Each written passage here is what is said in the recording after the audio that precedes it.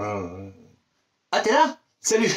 Bah, comme tu l'as vu, depuis un petit moment sur la chaîne, je suis un peu à l'arrêt, en fait, parce qu'au niveau du sim racing, bah, j'ai un peu levé le pied, voilà, ça me motive peut-être un peu moins, j'ai l'impression de tourner un peu en rond, j'ai un peu recentré sur la Formule 1, mais comme tu l'as vu aussi, bah, au niveau Formule 1, ça s'est un peu calmé vu qu'il y a eu des annulations de Grand Prix, donc je me suis dit, bah, tiens, si on faisait un peu quelque chose de différent, donc j'aurais pu faire peut-être des interventions plus techniques sur la F1, après, il y a plein de gens qui le font déjà, donc j'avais pas envie de faire de doublons, donc, bah, je me suis dit, tiens, je vais essayer de parler un peu de films, parce que moi j'aime beaucoup les films, je regarde énormément, et je me suis dit tiens, si sur la chaîne je parlais de films, mais qui évidemment ont attrait à des engins qui se conduisent, hein, des Faucon Millenium, des Formule 1, je ne sais trop quoi, des karts. En l'occurrence, aujourd'hui je vais vous parler d'un film qui s'appelle Go-Kart. C'est parti.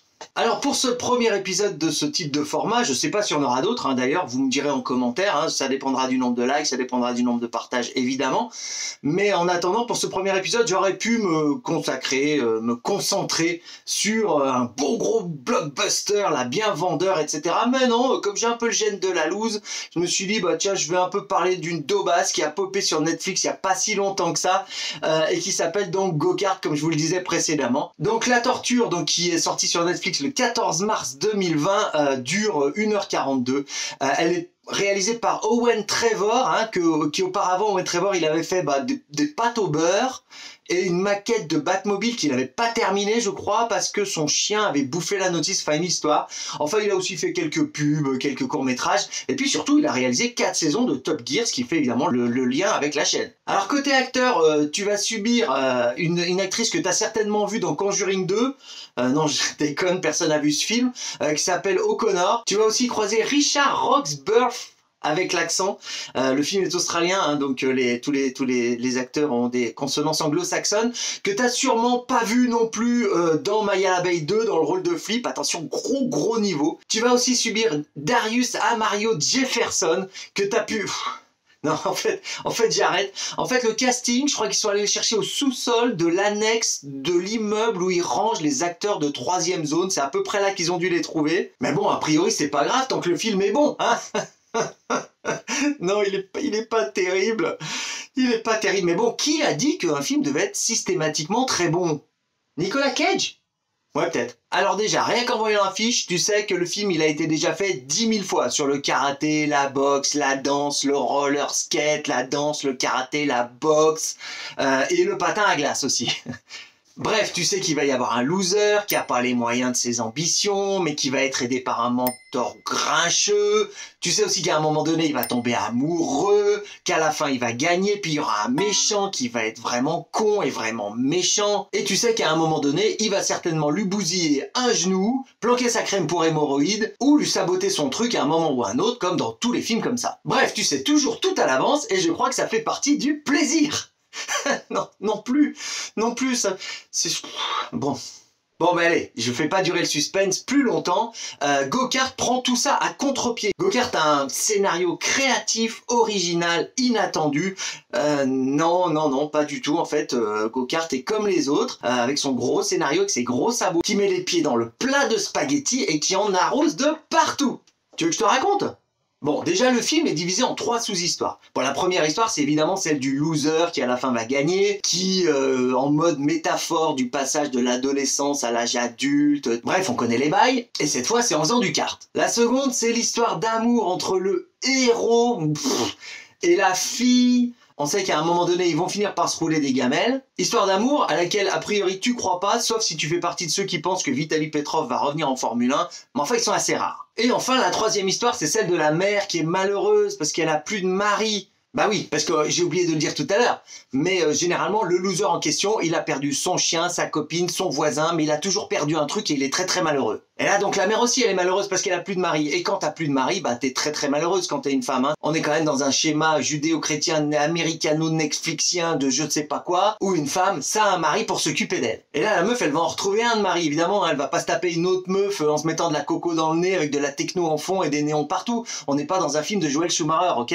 Donc là, oui, elle va se retrouver un petit bobo tranquillou qui va se regarder le dimanche Walker Texas Rangers pendant que elle sera à la cuisine en train de lui faire des tartines de rillettes au poil. Du coup, moi je vais te spoil jusqu'à la moelle uniquement la partie qui parle de karting, hein. Le reste on s'en bat la clé de 12. Enfin en tous les cas, moi j'en ai rien à cirer. Si tu veux l'histoire exhaustive, tu vas lire le bouquin, je crois qu'il est disponible à la Pléiade et tu vas bien t'éclater. Ici, on est sur de l'à peu près, ok?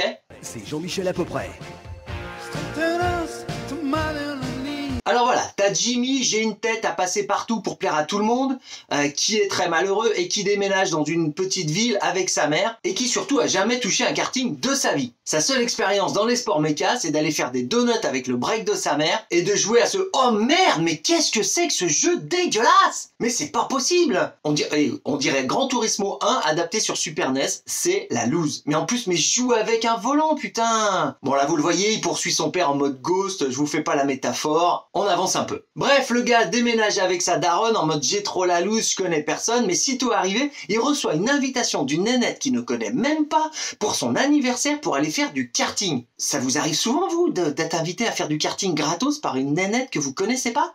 Oh putain, puis regardez l'invitation, on est sur du grand art là. À mon avis, c'est la secrétaire qui a fait ça en mode dingbats sur Publisher, tout en fermant un œil. On n'est pas sur du graphisme de haut vol, mais passons. Dès qu'il arrive, il croise d'abord une nénette genre Nathalie Portman, mais qui aurait pris une porte, tu vois, plutôt. Un peu comme si on avait piqué un des clones de Sigourney Weaver dans Alien 4, vous voyez, il y en avait des ratés là dans le formol. Hop, ils en ont pris une qui était un clone de Nathalie Portman, ils l'ont pris pour faire le film. La nénette a l'impression qu'à tout moment, elle peut faire un truc genre... Kill me. Mais bon, non, on va se la taper jusqu'à la fin du film. Ensuite, il croise le bouffon de l'histoire. Ouais, parce que dans ces films-là, il y a toujours un bouffon. Généralement, il est petit, il est gros, ou il est noir, et il fait des blagues à la con. Mais là, je vous rassure, dans ce film, il n'y en a pas une qui tape dans le mille. Il est aussi drôle que Tonton Jean-Louis au repas moule frites du Jokari Club de Rancy-sur-Yvette. Hein, c'est mort. Il y en a qui seront noirs, petits et moches, et pour eux, ça sera très dur. Combo de quotas en un seul personnage. Et le type en question, en fait, il se fait bolosser par une bande de crétins, dont un ricane en permanence, de façon tellement énervante que tu gagnerais du temps à aller jouer à Chabit avec ton voisin plutôt que de continuer le film.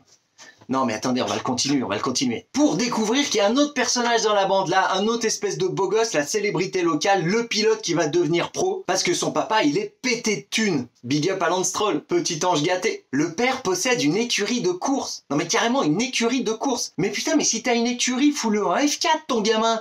Ne le fais pas rouler sur des cartes moisies de location sur une piste en terre. Le type en 2-2, il fait carrière et nous on peut aller mater l'intégrale de Watchmen. On va gagner du temps. Et en plus le mec ressemble à Lionel Froissart. Si, regardez bien, il ressemble à Lionel Froissart. Et bon, Jimmy Bellegueule, il monte dans un kart et là, aux surprises, il est hyper doué. Il manque de gagner sa première course. En fait, il la gagne pas parce que déjà, il manque de caler au départ et que... Il manque de caler au départ? Ah oui, donc pour vous, la pédale de gauche, c'est une pédale d'embrayage sur un kart.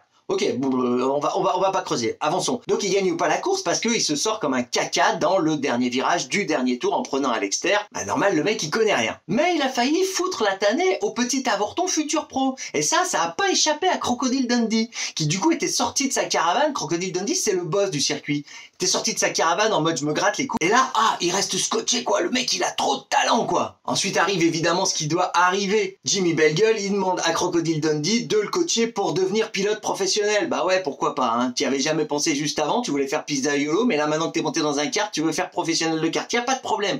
Sauf qu'en fait, Crocodile Dundee, il a un peu les boules, tu vois, parce qu'en fait, avant, il faisait de la course, puis il a perdu un ami, puis du coup, plus rien ne sera jamais pareil. Je t'avais prévenu, on n'avait rien vu d'aussi original depuis que Francis est tombé amoureux de la gonzesse de la baraque à frites dans Plus belle la vie. Donc le mec, il veut plus entendre parler de sport auto, il a perdu l'œil du tigre. L'œil du tigre, mec. Bon, mais il accepte quand même de l'embaucher. Et là, direct, il se transforme en Monsieur Miyagi, le mec. Il commence à lui balancer des entraînements du style tu vas peindre des trucs avec ta tête pour renforcer ton cou, tu vas nettoyer le kart avec tes pieds pour renforcer la sensibilité de tes mollets. What? Bon bref, on s'en fout. Et en tous les cas, ce qu'il y a de marrant, c'est que le film, il assume carrément. C'est-à-dire qu'en fait, non seulement il pompe complètement Karate Kid, mais à un moment, même le mec, il dit « Vous êtes pas Monsieur Miyagi ou je sais pas trop quoi ». Donc les gars pompent, mais comme ils le reconnaissent, ça désamorce. Tranquille, pas de problème. Donc du coup, Johnny Bellegueule, il se met à faire des exercices en mode Daniel San. Et une fois qu'il a fini tout ça, qu'est-ce qu'il fait? Bah, il vole un kart en pièces détachées à Crocodile Dundee. Bah ouais, parce que quand il y a un mec qui te file du taf, toi, ce que tu fais, le premier truc, c'est que tu lui voles du matériel, quoi. Donc il lui vole carrément un kart, t'es vraiment un enfoiré, quoi. en fait. Et comme il s'y connaît en mécanique, comme ta grand-mère s'y connaît en 5G, bah il va voir Nathalie J'ai pris la porte, parce que elle c'est une boss de la mécanique pour lui construire son karting. Et Nathalie, c'est la fille de Lionel Froissart et la sœur du futur pilote pro Lance Stroll. Vous voyez le genre? Là, si on n'est pas dans du Roméo et Juliette, moi j'y comprends plus rien. Du coup, elle lui construit un kart aux petits oignons, mais pas aux normes. Non, sérieux mec, sérieux, ton kart il est pas aux normes, il te faut un assaut au minimum là. Non, ça passe pas. Et donc Jimmy, avec le kart non conforme, il participe à sa première course. Évidemment, il se qualifie pour le tour suivant. Oui, parce qu'en fait, voilà. En fait, ils ont gagné du temps. Hein. Ils ont simplifié. C'est-à-dire que pour aller au niveau national en kart en Australie, en fait, ils sont partis de l'idée qu'il y avait 3 courses. Voilà, une première course de qualif, une deuxième course de qualif où à chaque fois, il fallait terminer dans les 3 premiers. Et puis ensuite, t'es au championnat d'Australie de karting. Hop, on va pas perdre du temps. L'idée, c'est que Jimmy finisse par rouler des gamelles à Nathalie. Et puis un point c'est tout. Hein. Et là du coup Lance Stroll il a trop les boules. Parce qu'il voit que Jimmy Bellegueule il a plein de talent alors que lui il a que du pognon. Alors il va péter le kart de Jimmy Bellegueule. Normal. Et Jimmy il est trop vénère, il veut lui péter la gueule. Mais comme il a un peu la trouille, il préfère retourner voir Nathalie pour lui reconstruire son kart. Mais pour ça du coup ils vont voler des pièces. Non mais sans déconner mec. Vous arrêtez de voler des trucs à droite à gauche s'il vous plaît, ouais. Ils vont voler un disque de frein au père de Nathalie. Il nous faut un nouveau disque de frein. No shit, Brigitte, effectivement, ton disque de frein ressemble plus à un CD de Christophe Maé qu'on aurait oublié dans le micro-ondes qu'à un carbo-céramique de chez McLaren, je te l'accorde. Bon, du coup, Jimmy continue d'être super fort. Du coup, Crocodile Dundee devient un peu pote avec lui, il lui donne quelques conseils de pilotage, il lui apprend à piloter avec une ficelle.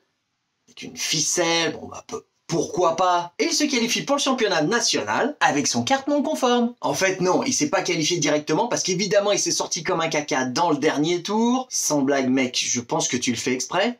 Et donc il s'est retrouvé 4e et comme c'était que les 3 premiers qui pouvaient aller au championnat national, il n'est pas qualifié. Mais bon, heureusement les commissaires techniques qui avaient gardé leurs lunettes de soudeur au vérif technique de son kart les ont enlevés pour vérifier en fait l'essence du mec qui a fini 3e, qui était non conforme et là, paf, qualifié pour le championnat national. Oh putain.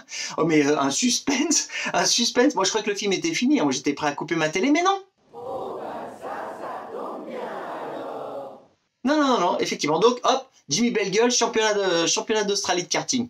Et du coup, la Crocodile Dundee, il hésite pas une seconde. Il lui file son vieux casque dégueulasse qui a moisi depuis 20 ans dans sa caravane.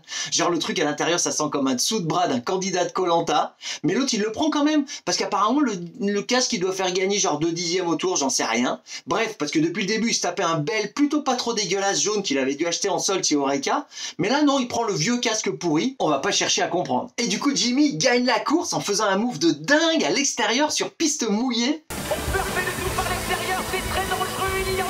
Ah bah si, en fait si, à l'extérieur il y a plus d'adhérence quand la piste est mouillée. Bah, il y a moins de dépôt de gomme, donc moins d'eau en surface, donc plus d'adhérence sur l'extérieur. Mais tout le monde sait ça, mais mec, qu'est-ce que t'as fait? T'as loupé ton BPGEPS 3 fois et tu t'es recyclé dans l'entretien de caravane ou comment ça se passe exactement? Bon voilà, puis après le film il est fini, Jimmy il gagne, il roule des gamelles à Nathalie, Lionel Froissart pardonne à tout le monde, Jimmy finit même par serrer la louche de Lance Stroll. Lance Stroll, de toute façon, il en a rien à foutre. Dans 2 ans, il signe en IndyCar. Pendant que Jimmy, il sera toujours dans 4 ans en championnat UFOLET 4 temps. Donc, il n'y a pas de problème pour lui. Et ainsi s'achève Go-Kart. Magnifique production, donc, sur les sports méca, comme on en voit, à chaque fois, en fait. J'espère qu'ils n'ont pas prévu de numéro 2, parce qu'à mon avis, on n'échappera pas aux bananes et aux carapaces. Et avant de se quitter, écoute, laisse un petit commentaire. Je sais pas si ce type de format te plaît. Moi, j'ai plein d'autres films où il y a des engins qui se conduisent de prévus à regarder et que j'ai déjà vu d'ailleurs, dont je peux avoir envie / besoin de te parler. Mais ça, faut que le format t'ait plu. Donc, tu mets un pouce, tu mets un commentaire si ça t'a plu, tu partages sur tes réseaux, sur tes groupes de copains, sur tes machins trucs. Et si je fais un peu plus de 12 vues, ce qui serait déjà un miracle, il y aura sûrement d'autres formats de ce type sur la chaîne. En tous les cas, moi, ça m'a bien éclaté à le faire. Je te laisse parce que j'ai un article à terminer sur Télérama. Salut à tous et bye bye.